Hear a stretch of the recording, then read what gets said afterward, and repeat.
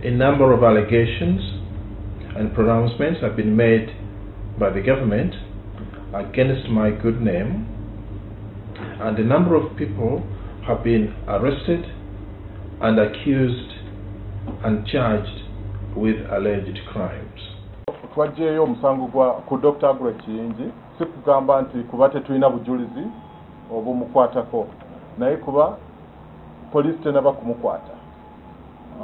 Nga we mukimanyi tabeera wano ate tanaba kujja kugamba nti mwampita nti muninako omusango kati nzize.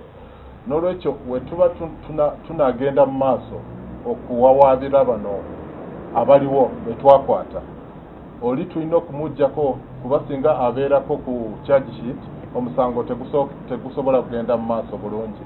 Ekyo kigamba nti mwateeka omuntu ku charge sheet ate taliiwo, n'olwekyo mu mateeka tekisoboka. Tuba tulina okumuggyako tutuyambe okugenda mu maaso n'abantu bano betulina.